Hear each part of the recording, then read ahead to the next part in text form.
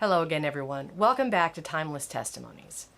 We're going to look at a testimony today found in Volume 2 of the Testimonies for the Church by Ellen White, and it begins on page 50, and it's called Evilspeaking.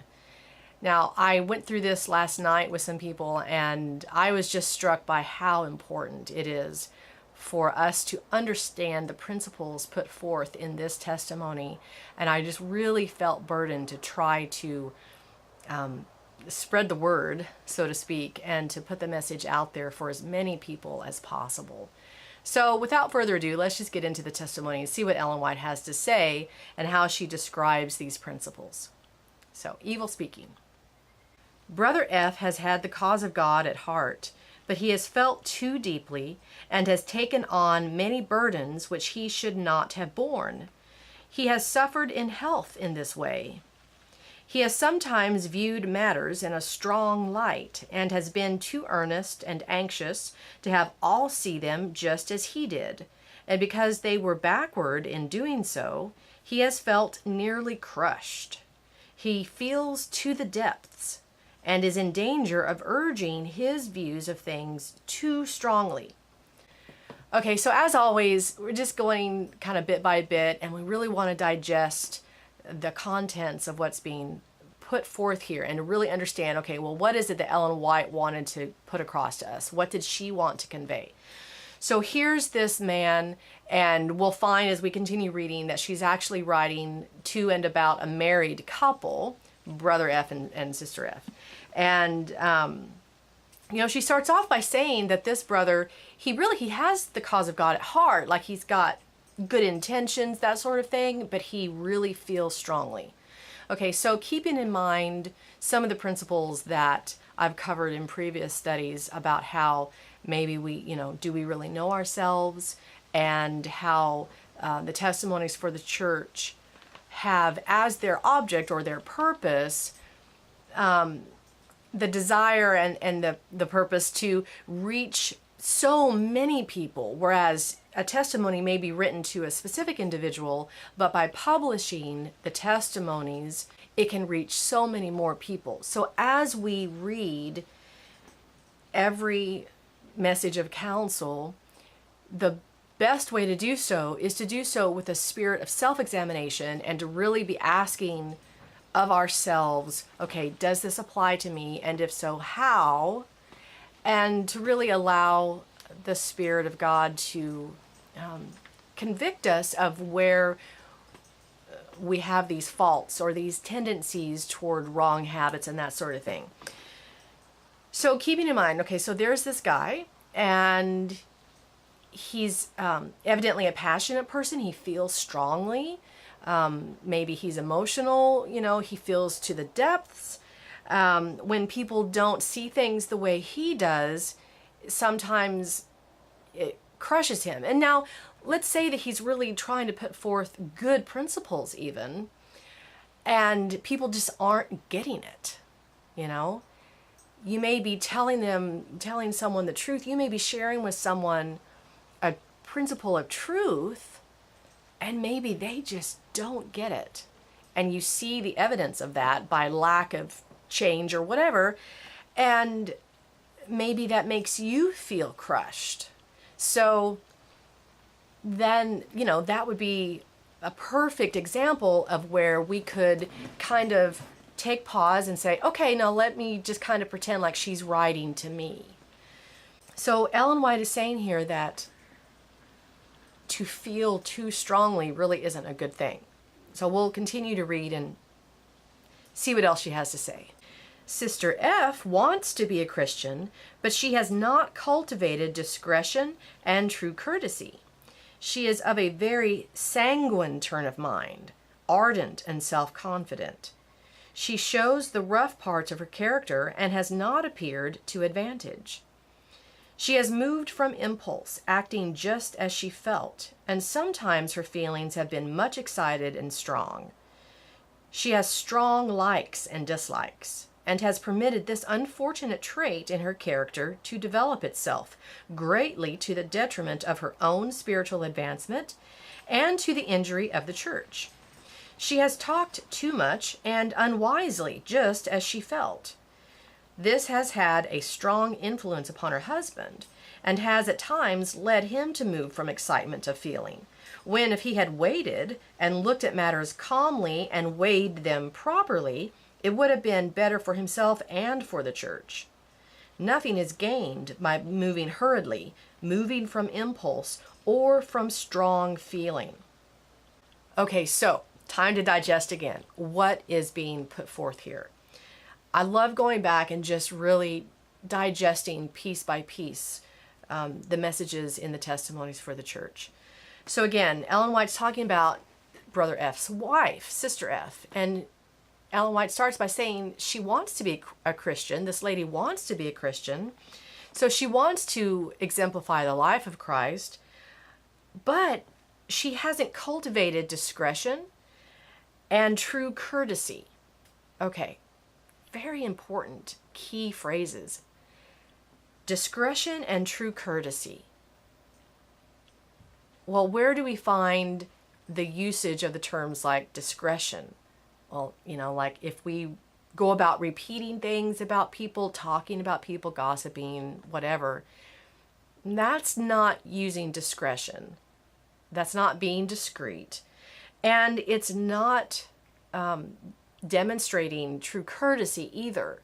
And as she continues to write here, Ellen White is describing how this woman, she shows, the roughness in her character, and she describes her as having a sanguine frame of mind, and then she explains what sanguine means, ardent and self-confident. So very, very passionate, very ardent, but that passion stems from self-confidence. So she has kind of a tendency to rely on her own abilities. That self-confidence isn't the type where it's just you don't allow yourself to be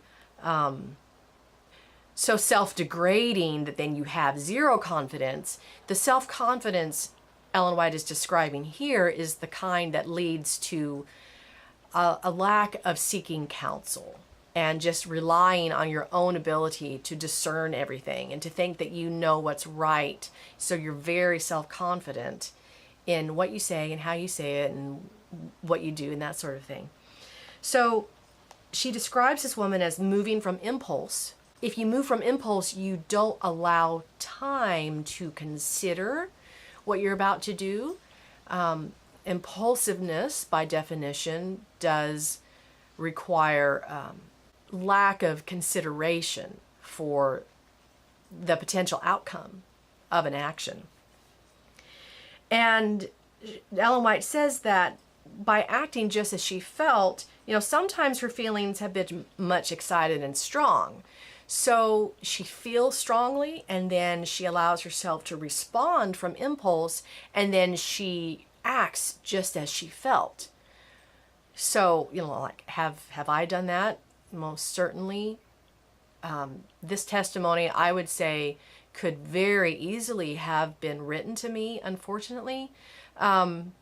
It's something that over the years I've had to face about my character and how I've had a tendency to respond by impulse and to see things in a self-confident sort of way and to feel too strongly too, right? So having strong likes and dislikes, okay, Ellen White describes this woman as having very strong likes and dislikes.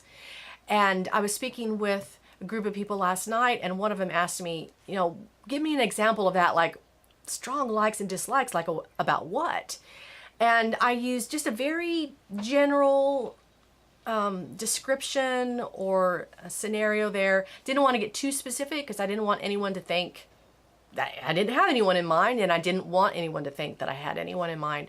So the first thought that came to my mind of just a very general description would be like, maybe you're sitting at a dinner table, and table manners is kind of, or at least maybe it used to be more of a thing, but table manners can be a real big thing with people sometimes. And let's say you have a strong dislike for someone who doesn't use good table manners. I'm not saying that it's not good to have good table manners or anything like that. I'm just saying that this is an example of having strong likes and strong dislikes. So you can like having someone have good table manners. How strongly do you like that? Or how strongly do you dislike someone having not so good table manners? That's really where the key is. I mean, there's nothing wrong with recognizing good and helpful and beneficial behavior, and even refined tastes and that sort of thing. But even that phrase could be misunderstood depending on your mindset and your biases and that sort of thing.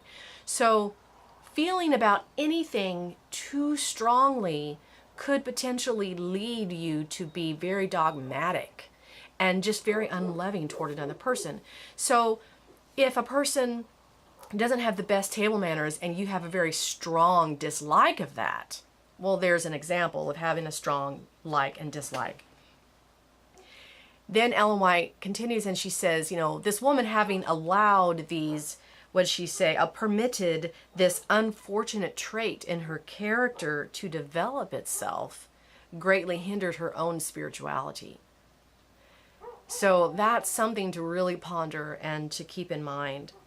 Now, the other thing that Ellen White ends with in this paragraph is saying that nothing is gained by moving hurriedly, moving from impulse or from strong feeling. Now consider that and maybe, look at examples either in your life or something that you can view from an outsider's perspective and be a little bit less emotionally connected to the situation, and see if you can think of examples of this sort of description of how it doesn't really accomplish anything good. Nothing is gained from that. So I'm going to continue reading here and see what else Ellen White has to say in this testimony. Sister F moves from impulse and finds fault and has had too much to say against her brethren and sisters. This will cause confusion in any church. If she could control her own spirit, a great victory would be gained. If she would see the heavenly adorning, even the ornament of a meek and quiet spirit, which God, the creator of the heavens and the earth, calls of great price, she would then be a real help to the church. If she would cherish the Spirit of Christ and become a peacemaker, her own soul would flourish, and she would be a blessing to the church wherever she might be located. Unless she is converted and an entire change is wrought in her, unless she educates herself to be slow to speak and slow to wrath, and cultivates true Christian courtesy, her influence will prove injurious, and the happiness of others connected with her will suffer. She manifests an independence which is a damage to her and alienates her friends. This independence has caused her much trouble and has wounded her best friends. Now, there's a whole lot that could be said on this paragraph as well, but I just, maybe for sake of time, I won't go into dissecting this paragraph as much because there's some other points further on that I want to focus on a little bit more. So the only thing I'll say about this is that, I just really encourage everyone, while you're reading through the testimonies, to take the time to pause and to reflect on what's being said and how does it apply, and test it to see, the truthfulness of the statements. If those who had means were close in their deal with her husband and did not favor him more than worldlings in business transactions, she has felt and talked and aroused feelings of dissatisfaction where none previously existed. Now, just real quick, Ellen White is now getting into some specifics about the circumstances with Brother and Sister F, and this older language, some of the younger viewers might not really understand, like, what's she talking about, being close in deal with her husband. It's business terminology. Being close in deal is like being stingy or haggling really over pennies.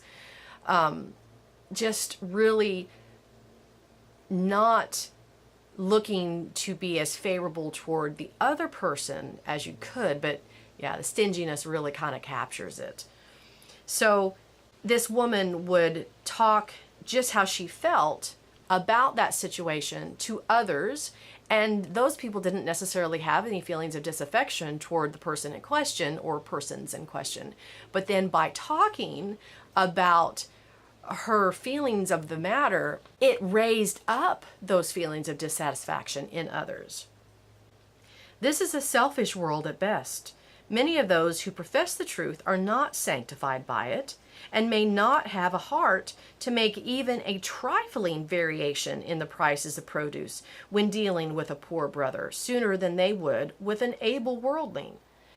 They do not love their neighbors as themselves. It would be more pleasing to God were there less selfishness and more disinterested benevolence.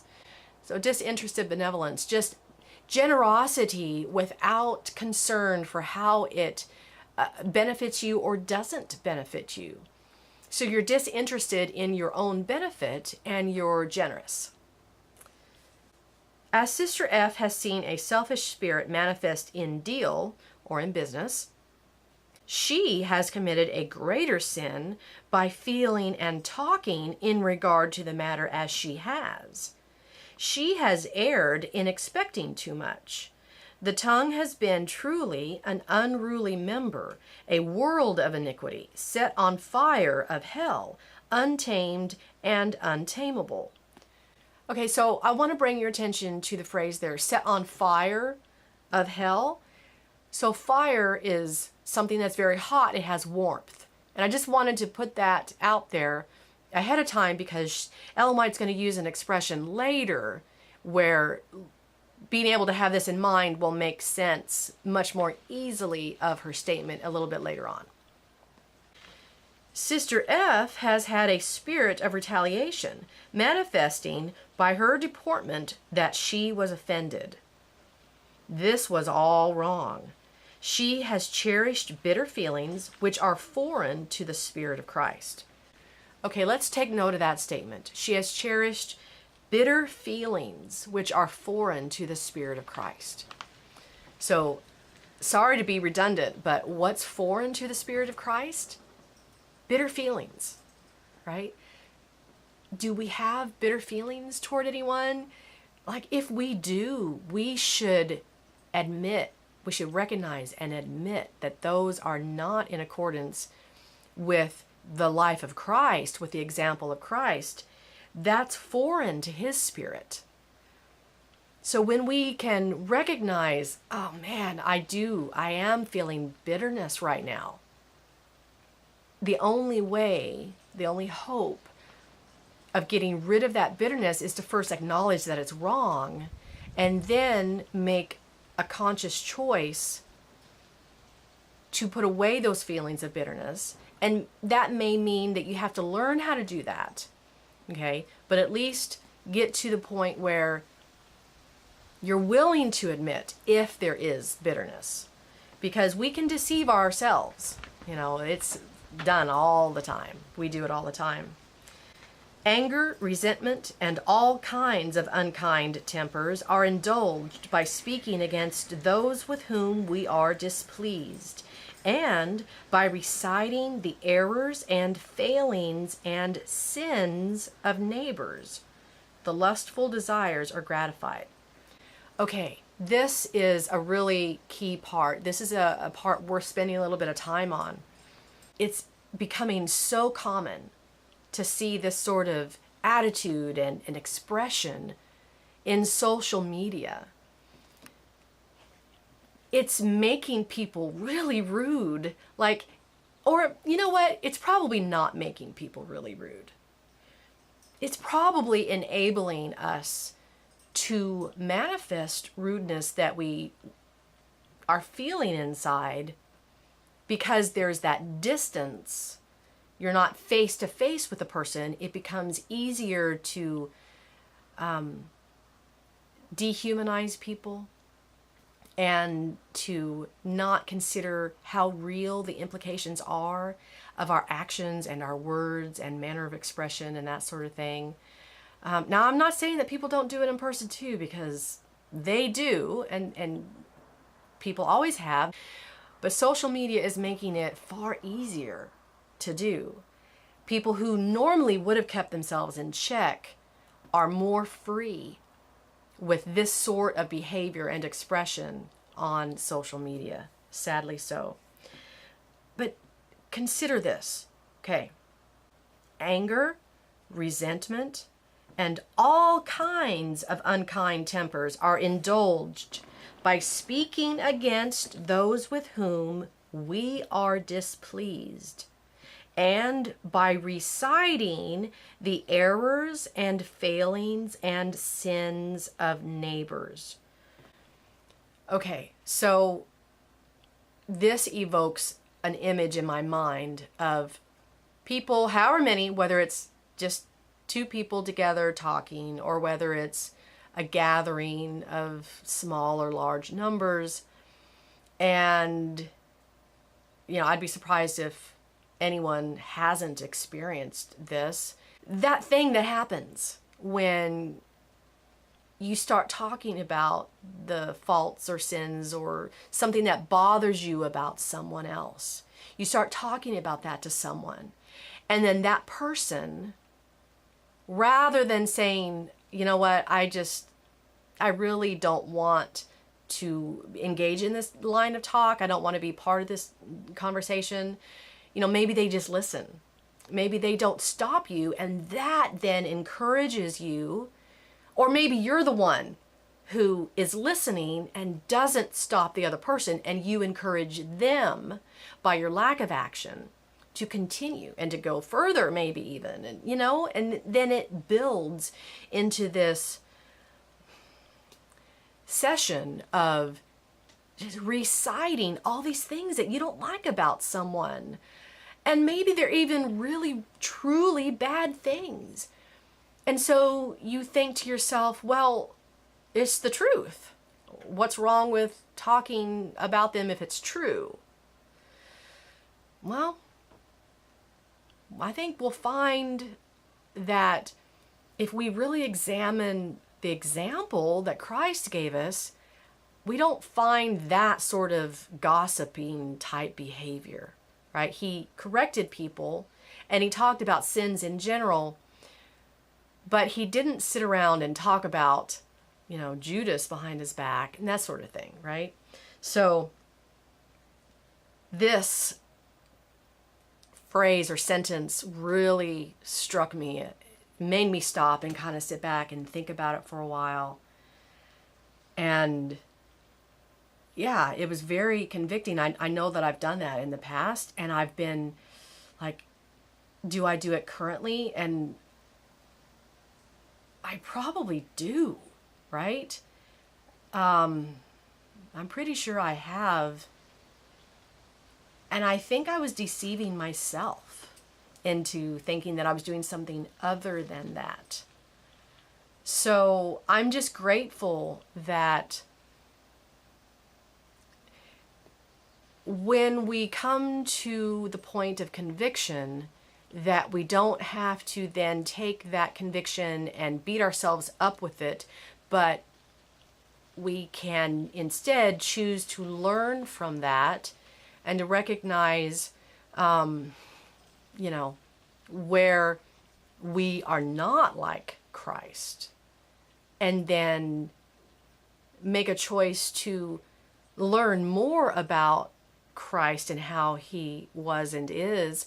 And then we're promised that by beholding, we become changed. So that's really what I want for myself. Because, I want to be benefited personally, but I recognize also that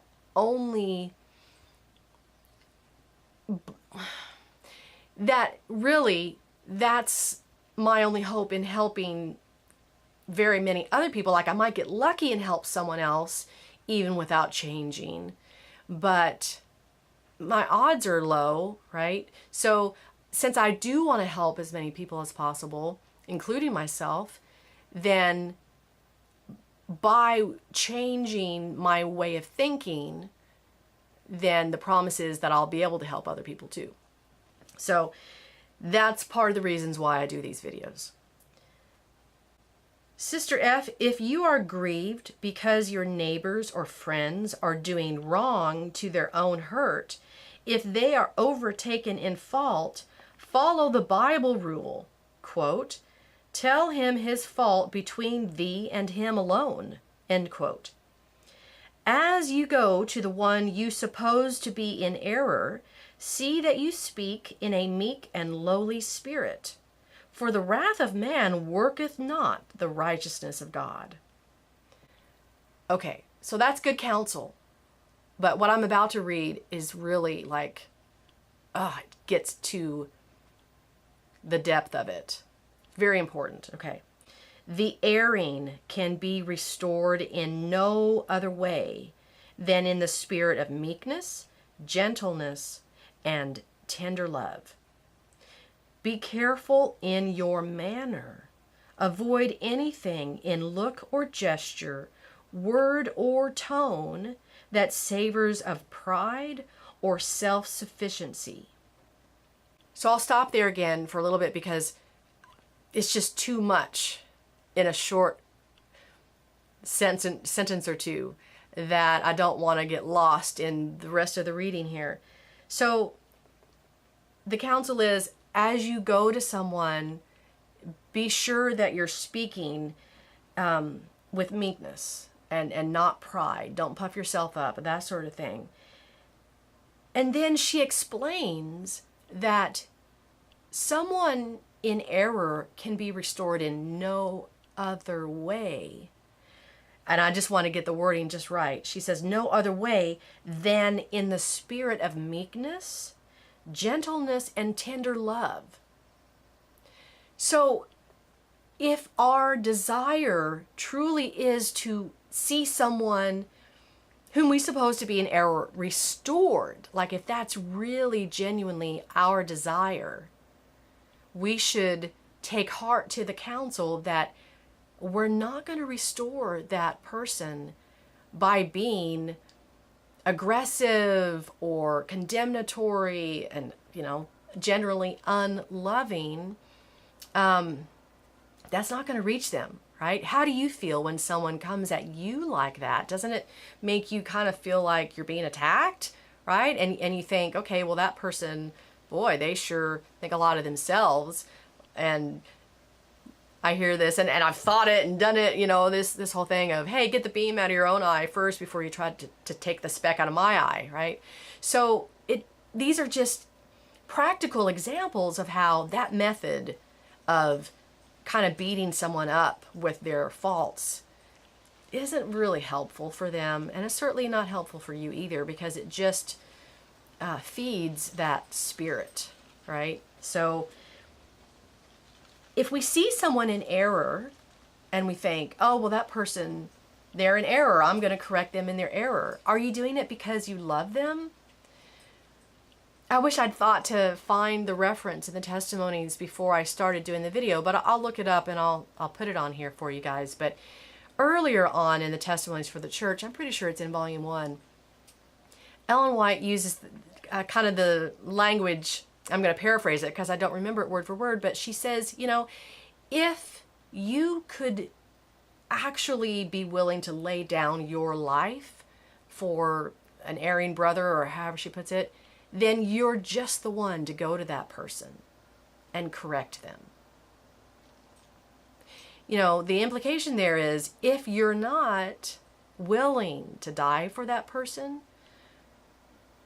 you probably don't have the love that it will take to go to that person and affect real change. That has always really impacted me.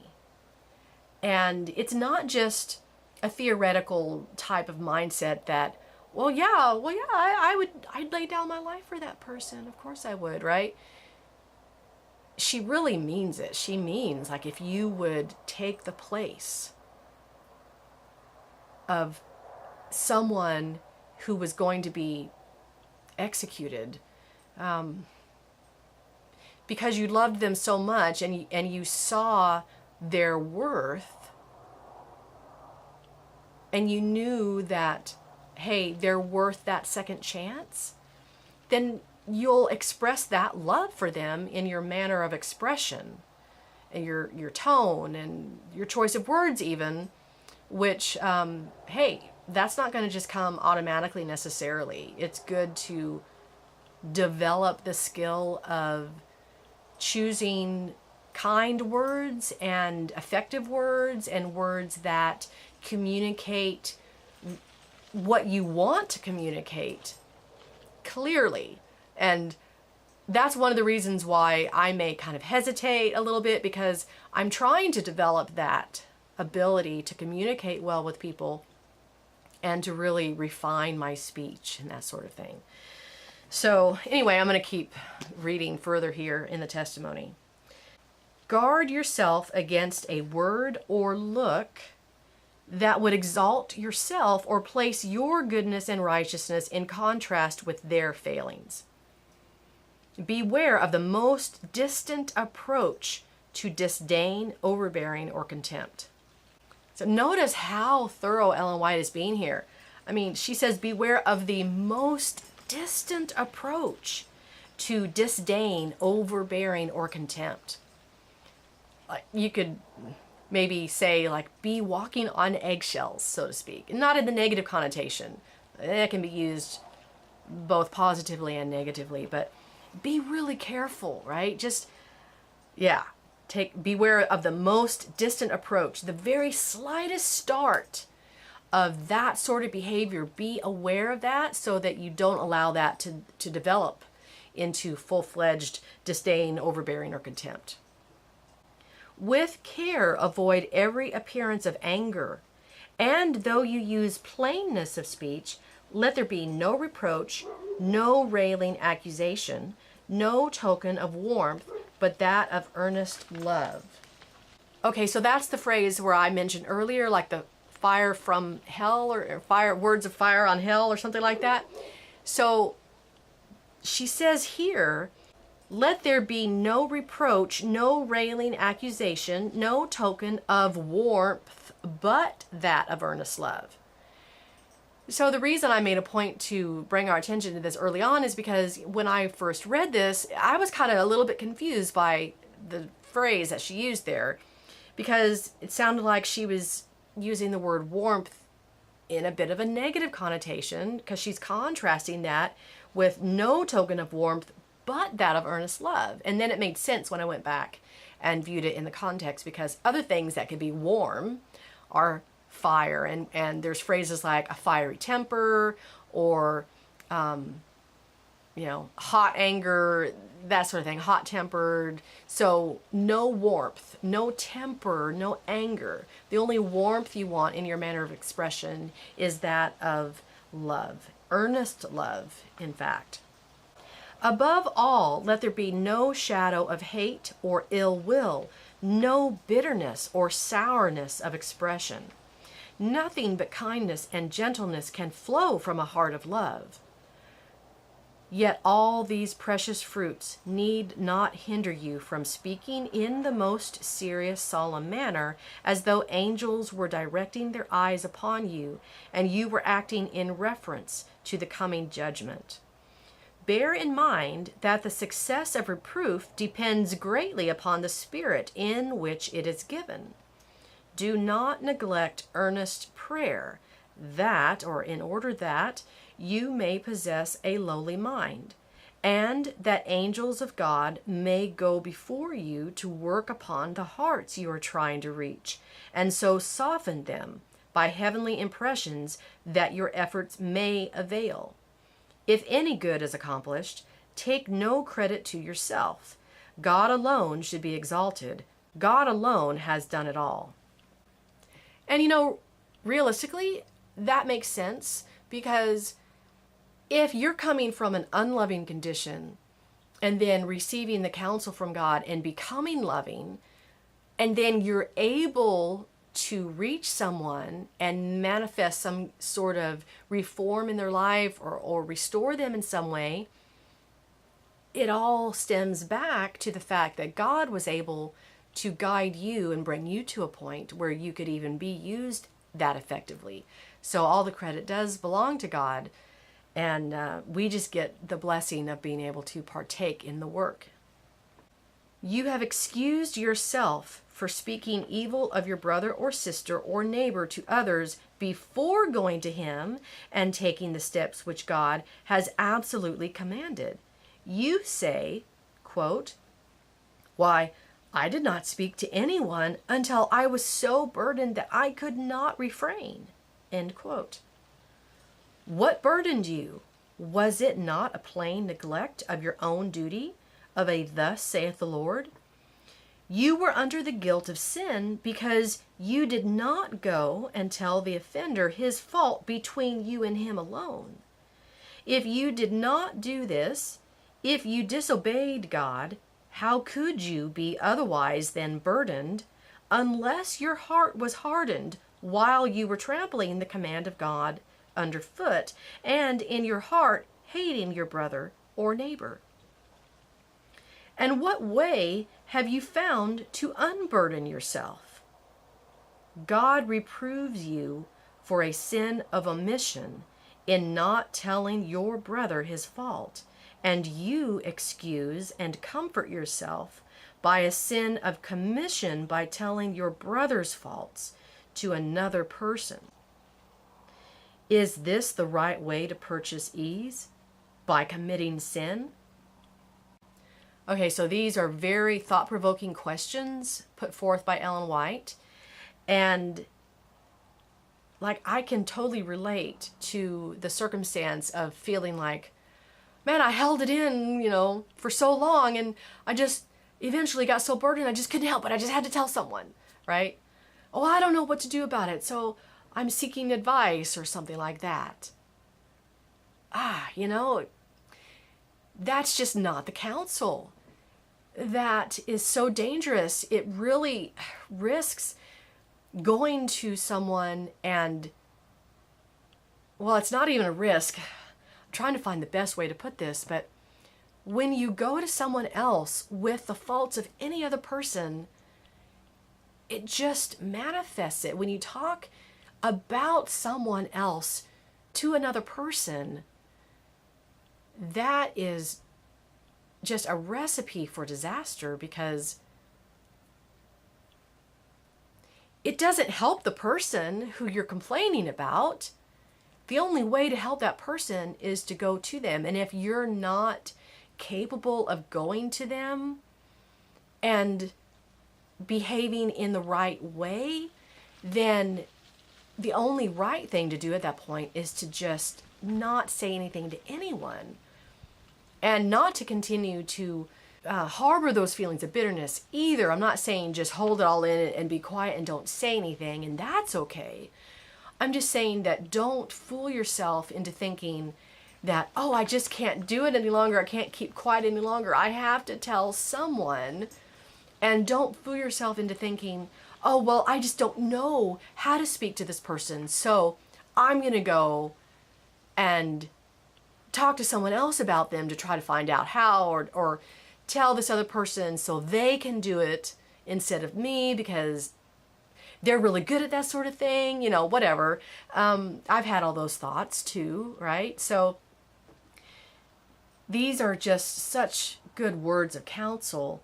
And if we take the trouble to really learn these principles and then carry them out, just think, if every one of us did that, what a difference it would make in the world and in the churches in the world. If people just individually made that choice, don't be part of the problem, right? Yeah, you may see, well, no one else around me is doing that. That may be true. It may not be true, too. But let's say it is true. That's no reason to join them in that. The only thing we really have any power over is our own way of thinking, our own actions, our own speech.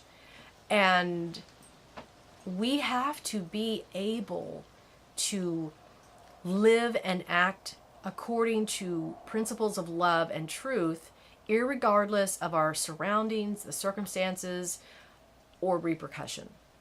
All your efforts to save the erring may be unavailing. They may repay you evil for good.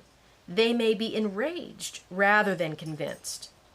What if they hear to no good purpose and pursue the evil course they have begun? This will frequently occur. Sometimes the mildest and tenderest reproof will have no good effect. Okay, I think this is a good time to interject here.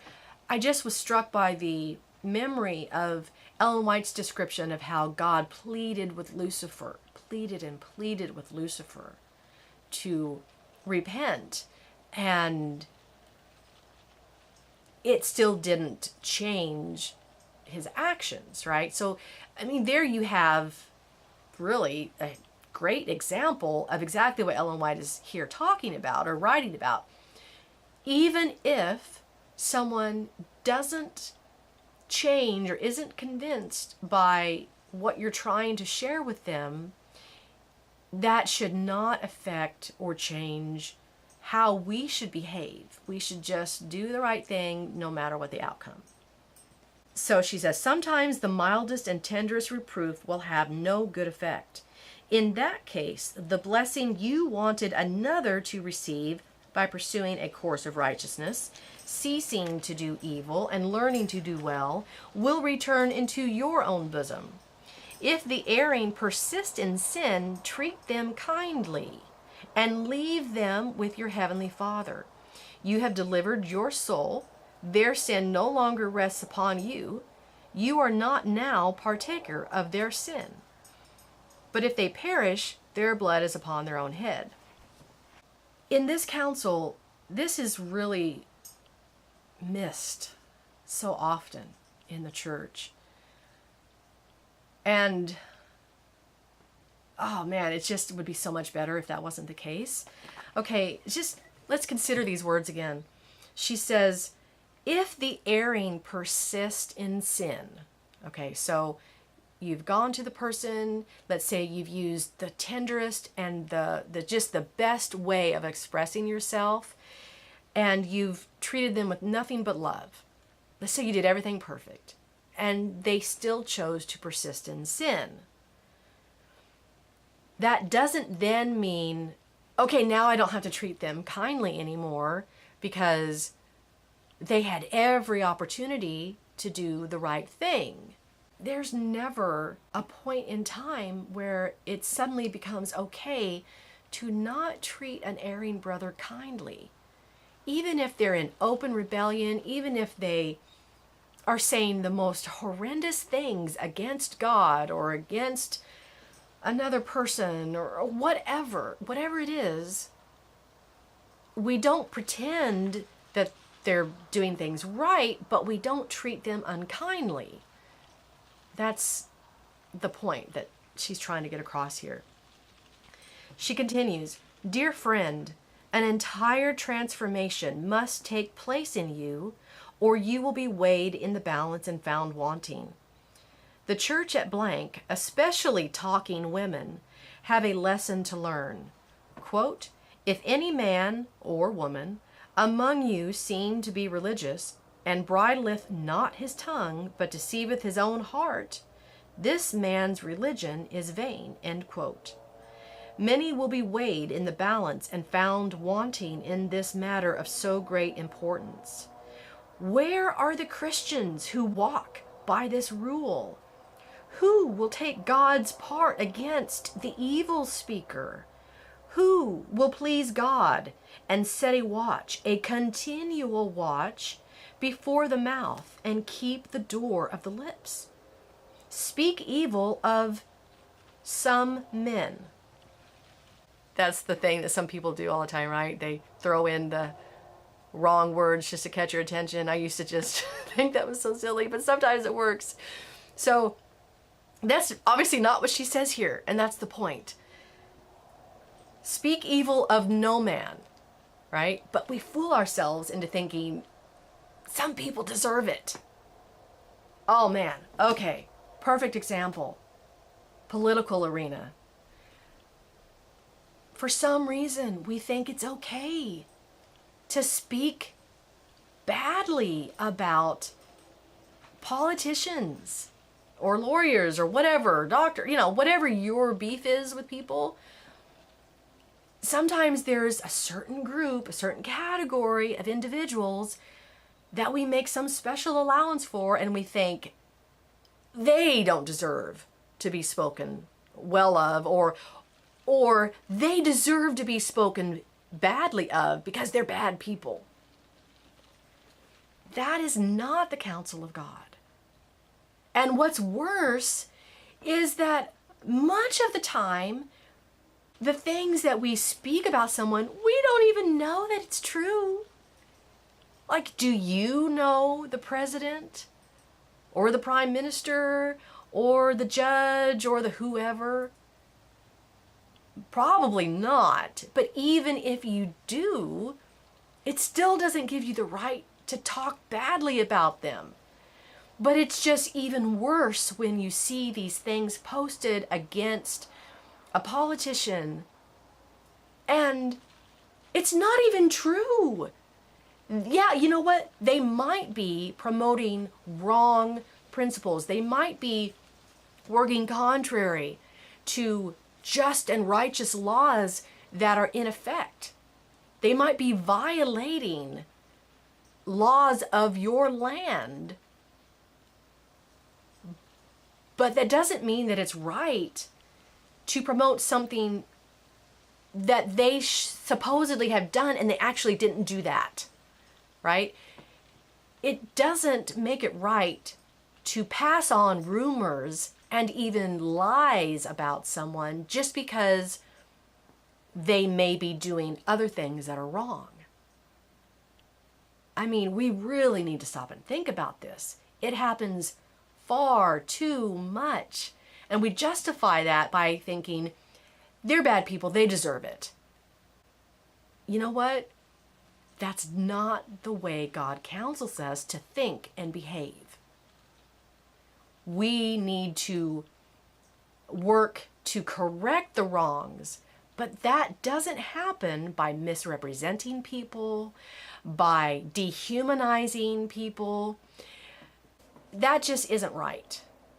Don't misrepresent them in your attempt to rectify the wrong, because that would just be participating in the same wrong.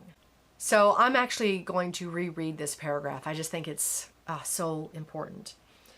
Dear friend, an entire transformation must take place in you, or you will be weighed in the balance and found wanting. The church at blank, especially talking women, have a lesson to learn. Quote, if any man or woman among you seem to be religious, and bridleth not his tongue, but deceiveth his own heart, this man's religion is vain. End quote. Many will be weighed in the balance, the judgment. Many will be weighed in the balance and found wanting in this matter of so great importance. Where are the Christians who walk by this rule? Who will take God's part against the evil speaker? Who will please God and set a watch, a continual watch before the mouth, and keep the door of the lips? Speak evil of no man. Hear evil of no man. If there be no hearers, there will be no speakers of evil. If anyone speaks evil in your presence, check him. Refuse to hear him, though his manner be ever so soft and his accents mild. He may profess attachment and yet throw out covert hints and stab the character in the dark. Okay, here's where everyone has a role to play in what happens in regard to evil speaking. Not only can we choose to just bridle our own tongue and not speak evil of anyone, but we only have control over our own tongue directly. The other thing that we are required to do is to not listen when someone else is speaking evil of another person.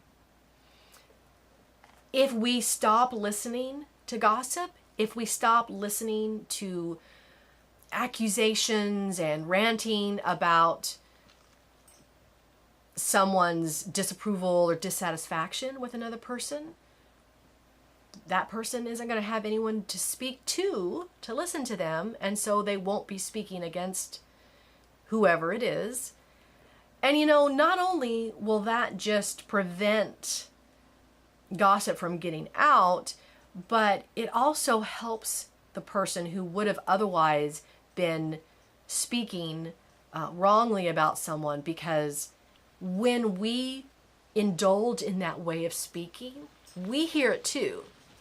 And the more we speak and the more we listen to that type of talking, the more we believe it. And the more we behold it. And by beholding, we become changed. So we can actually help the person simply by not listening. Resolutely refuse to hear, though the whisperer complains of being burdened till he speak. Burdened indeed, with a cursed secret which separateth very friends. Go, burdened ones, and free yourselves from your burden in God's appointed way. First go tell your brother his fault between you and him alone. If this fail, next take with you one or two friends, and tell him in their presence. If these steps fail, then tell it to the church. Not an unbeliever is to be made acquainted with the slightest particular of the matter. Telling it to the church is the last step to be taken. Publish it not to the enemies of our faith. They have no right to the knowledge of church matters, lest the weakness and errors of Christ's followers be exposed. So the context of the testimonies for the church are written to the church members. And it's referencing, when she's talking about brothers and sisters, she's talking about other church members. So that's why she's saying it the way she is here, very specifically to this couple. It's in context of the church body, and she's saying, here's how it's done. Don't unburden yourself, so to speak, to someone complaining that you can't hold it in anymore. God's appointed way of doing this is to go to the person privately, try to work it out alone. Try not to spread the problem to anyone else, even within the church. But if you can't get anywhere privately with the person, then try to keep it as contained as possible. That's as much for the reputation of the other person, maybe your own reputation. If it turns out you're the one in the wrong, hey, all these scenarios are possibilities. And who you choose to take with you should also be considered carefully. You don't want to take someone who tends to be loose with their tongue and gossipy or anything like that. The whole purpose of this method is to keep the sins and the wrongs of a person contained as much as possible. So when you've taken it as far as you can within the church, that's as far as you take it. Those who are preparing for the coming of Christ should be sober and watch unto prayer.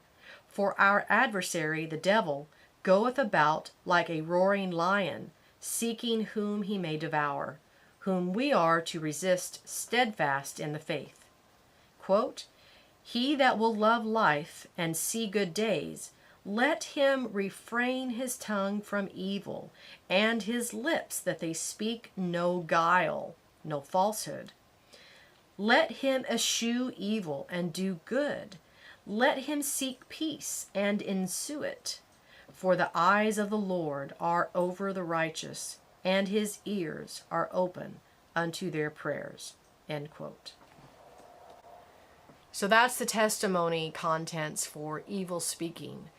And I just hope that it really has an impact. Give it some serious consideration and contemplate the lasting effects that can be had by choosing to be one of those who allows this counsel to transform your character and thus enabling you to benefit more people and to benefit yourself and to manifest to the church and to the world how much we are loved by our Heavenly Family. Thank you for investigating the Testimonies for the Church with me. Shalom. Be sure to check out our playlist on the nature and influence of the testimonies to learn more about their importance and role in the proclamation of the third angel's message. Also, I posted some additional statements by Ellen White in the description box below. They pertain to the testimony we covered today, and they're words of encouragement and counsel.